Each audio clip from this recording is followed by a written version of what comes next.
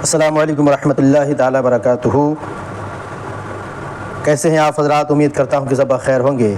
یہ کتاب فارسی کی پہلی پیج نمبر 6۔ آئیے شروع کرتے ہیں۔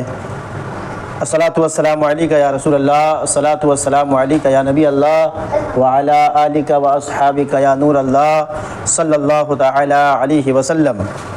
آئیے افعال ہست کا معنی وہ ہے، ہستند معنی وہ ہے، ہستی معنی تو ہے، ہستیت کا مطلب آتا ہے تم ہو، ہستم میں ہوں، ہستیم ہم ہیں۔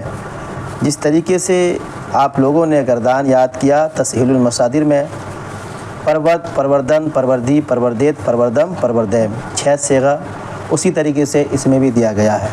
ٹھیک ہے، اب آئیے نیچے ایک لفظ زیادہ اضافہ کیا گیا، او ہست۔ او کا معنی آتا ہے او، ہست مطلب ہے، او ہست او ہے، آہاں ہستند وہ سب ہیں۔ آہاں یہ جمع غائب کے لیے آتا ہے، او یہ واحد غائب ہے نا کے لیے آتا ہے، اور آہاں ہستند یہ جمع غائب کے لیے آتا ہے نا۔ جمع غائب کی علامت ہی ہے نون دال ساکن۔ دیکھیے، واحد غائب کی علامت دال ساکن، جمع غائب کی علامت نون دال ساکن۔ اب آئیے ہستی آ گیا، تو ہستی یعنی تو ہے، شما ہستے تم سب ہو، یہ ہو گیا واحد حاضر تو ہستی، اور شما ہستے یہ ہو گیا جمع حاضر۔ ٹھیک ہے، تو واحد حاضر کی علامت یا ساکن ہے، اور جمع حاضر کی علامت یا دال ساکن، اس میں یا اور دال ہے۔ ٹھیک ہے، اور من ہستم یعنی میں ہوں، اور ما ہستم کا معنی آتا ہے ہم سب ہیں۔ ما ہستم معنی ہم سب ہیں۔ یہ من معنی میں، یہ واحد متکلم کے لیے آتا ہے، اور واحد متکلم کی علامت ہے میم ساکن۔ کیا ہے؟ میم ساکن۔ دیکھیے اخیر میں میم ہے نا، میم ساکن۔ اور ما ہستم یہ جمع متکلم کی علامت ہے۔ ٹھیک ہے، اب آؤ خبری ترکیبیں۔ مبتدا اور خبر کی باتیں چل رہی ہے۔ پے سرم جوان است، میرا لڑکا جوان ہے، میرا لڑکا جوان ہے۔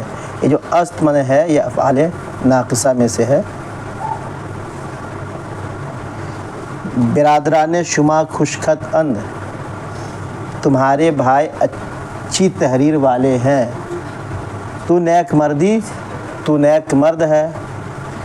شما جوانید، تم سب جوان ہو۔ من پیرم، میں بوڑھا ہوں۔ ما غمگینیم، ہم سب غمگین ہیں۔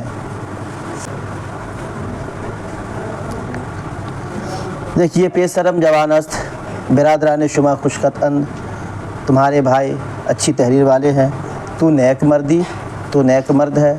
دیکھیے جو پیسرم جوان است یہ واحد غائب کا صیغہ ہے۔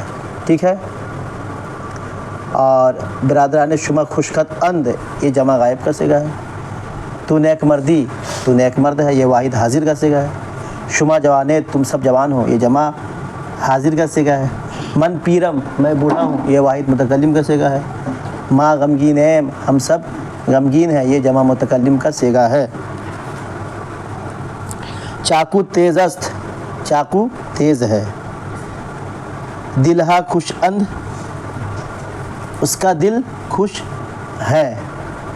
دلہا ہے نا، ان کا دل، خوش اند یعنی خوش ہیں، جمع غائب کا صیغہ یعنی ان لوگوں کا دل خوش ہے۔ تنم پاک است، میرا بدن پاک ہے۔ شما مردان خدایت، تم سب خدا کے بندے ہو۔ شما مانے تم سب ہے نا، مردان خدا، خدا کے بندے۔ اب آؤ، من پیدر ای جوانم، میں اس جوان کا باپ ہوں۔ پیدر مانے باپ، من مانے میں اس جوان کا ہے نا باپ ہوں۔ جوانم کا معنی میں آتا ہے میں جوان ہوں، من کا معنی بھی میں آتا ہے۔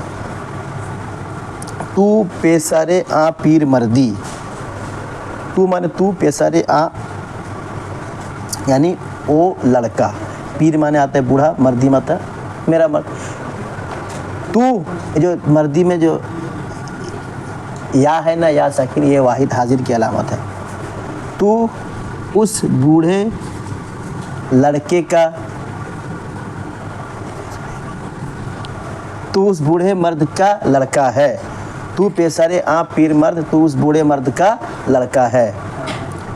قرآن کلام خدا است، قرآن خدا کا کلام ہے، قرآن کلام خدا است، قرآن خدا کا کلام ہے۔ ما بندگان خدائیں، ہم سب خدا کے بندے ہیں، ہم سب خدا کے بندے ہیں۔ ٹھیک ہے، یہاں تک باتیں ہو گئی ہے۔ اب آئیے مصدر اور ان سے فقرے۔ مصدر کے تعلق سے تعریف آپ لوگوں نے پڑھا ہے تسہیل المصادر میں۔ مصدر وہ لفظ ہے جس سے دوسرے لفظ بنے۔ فارسی میں مصدر کے اخیر میں دن یا تن ہوتا ہے۔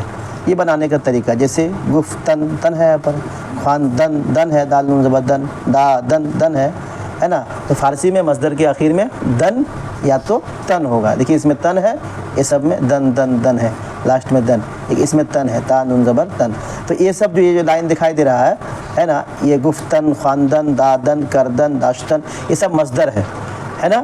مصدر وہ لفظ ہے جس سے دوسرے لفظ بنے، تو اسی مصدر سے دوسرے لفظ بنے گا۔ گفتن سے آئے گا گفتن مانے کیا؟ کہنا۔ جب اس سے آ گیا گفت، تب وہاں پر فعل ماضی کا صیغہ آ گیا، اس نے کہا۔ گفت کا معنی اس نے کہا ہے نا، تو یہاں گفتن ہے، گفتن کا معنی کہنا، خواندن معنی پڑھنا، دادن معنی دینا، کردن معنی کرنا، داشتن معنی رکھنا۔ دیکھیے آخر میں نا نا نا نا آ رہا ہے، تو اردو میں جو ہے لفظ کے اخیر میں جو ہے اسم کے آخر میں نا بنا کے جو ہے مصدر بنایا جاتا ہے۔ نا لفظ جوڑ کے، نا حرف جوڑ کے مصدر بنایا جاتا ہے، جیسے کرنا، کھانا، پینا، اٹھنا، بیٹھنا، سونا، یہ سب مصدر ہے۔ ٹھیک ہے، آئیے اس کو پڑھتے ہیں۔ اسلام ای است، اسلام یہ ہے، کلمہ گفتن یعنی کلمہ کہنا۔ تو آدمی کلمہ کہتا نہیں بلکہ کلمہ پڑھتا ہے، تو اس کا اصطلاحی ترجمہ یوں ہوگا، کلمہ پڑھنا۔ نماز خواندن، نماز پڑھنا۔ زکوٰۃ دادن، زکوٰۃ دینا۔